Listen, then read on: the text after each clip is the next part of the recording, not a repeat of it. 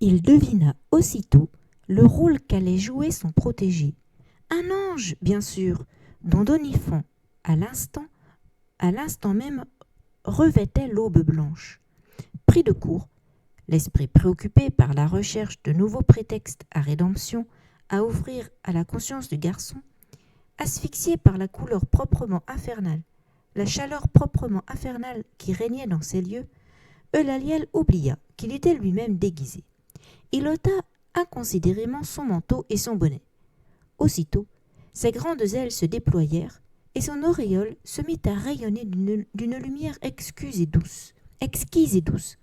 « Cher monsieur, fit Donifant ébloui, avec l'idée qu'il avait affaire à un comédien, où avez-vous trouvé ce déguisement ?» Il s'avança, et coulant dans les yeux de l'ange le plus tendre de ses regards, tandis que Laliel ne pouvait pas détourner le sien, il soupira. « J'aimerais tant porter ses ailes avec cette auréole.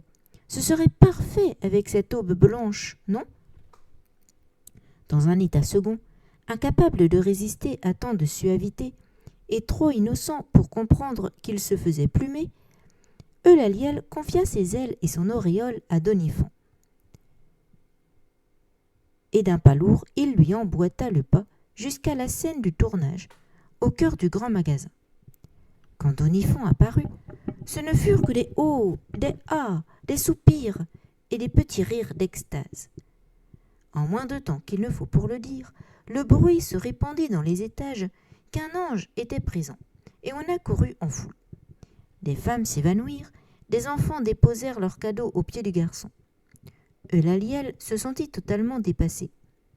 Il fallut toute l'autorité de la régisseuse pour calmer l'émoi, et on se tut enfin. Donifant était au nirvana. Le plaisir posa 2 nuages roses sur ses joues et lui fit des lèvres de cerise. Jamais il n'avait été aussi nombreux à l'admirer avec une telle intensité. L'admirer, l'adorer. Il n'avait Dieu que pour lui. Alors même que le tournage commençait, des comédiens déguisés en jouets suivaient un Père Noël bonasse qui les poussait dans sa luge.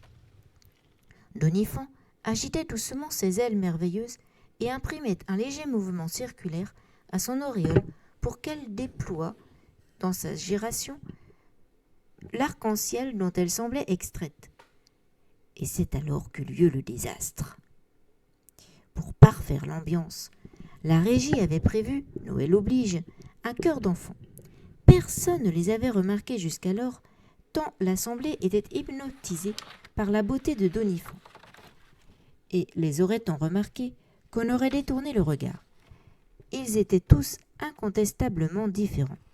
Dans une curieuse euphorie qui l'avait porté à la confusion, la régie avait jugé que la présence de Blanche-Neige, sa pomme et ses 7 nains apporterait la touche suprême de magie, indispensable pour un écoulement rapide des produits dérivés. Le chœur se mit en place sans qu'un seul regard se détourne du visage de Donifant. La musique cristalline d'un chant de Noël se fit entendre, et puis, tout soudain, un enfant, nain et bossu, se mit à chanter. Ce fut magique pour tout le monde, et miraculeux pour Eulaliel. Un court instant, l'ange se crut de retour au paradis. Le bossu chantait l'amour de la mère pour l'enfant, l'attente de Noël, et avec sa voix, c'était tout l'amour de Dieu qui se déversait dans le cœur du public.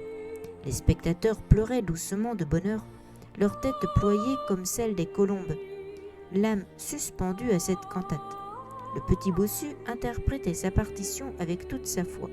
Il faisait plus que l'interpréter. Il l'incarnait, avec cette préscience du don qui est d'essence amoureuse, avec le désir vibrant d'offrir ce que ce chant portait d'espérance et de joie. « Que c'est beau! Qu'il est beau !» ne purent s'empêcher de murmurer des gens en buvant ses paroles et ses notes. Quel ravissement! Donifant était abasourdi. Quoi? Cet être difforme lui volait son public. Et cette voix merveilleuse, oh, il la voulait pour lui, mais comment l'avoir? Il comprit d'un seul coup qu'il aurait beau charmer le nain, il ne pourrait jamais posséder ni sa voix ni son don. Pour la première fois de sa vie, quelque chose qu'il convoitait lui était refusé. Alors, Son visage se tordit de douleur. La jalousie contracta ses traits, et lorsque la foule applaudit à tout rompre, Doniphan verdit de mauvaise thé. « Non, mais regardez ce bouffon !» siffla-t-il en agitant rageusement ses ailes. « Regardez-le avec sa bosse !» Jamais souffrance plus vive ne fulgura dans l'âme de Laliel. Cet enfant, car c'était encore un enfant, qu'il devait protéger, brûlait de frustration haineuse, et ce spectacle était d'une laideur insoutenable. Scandalisée par l'insulte, la foule gronda. « Mais que c'est abominable! Quelle honte !» s'écria une femme en tournant les talons, tirant ses enfants à sa suite. Doniphan vit le reste des spectateurs entourer avec un mélange de tendresse et d'admiration le petit bossu. Il les vit s'écarter de lui et le montrer du doigt. Il vit leur aversion dans leurs yeux. La régisseuse, son storyboard à la main, fondit sur lui. Elle lui prit vivement le bras.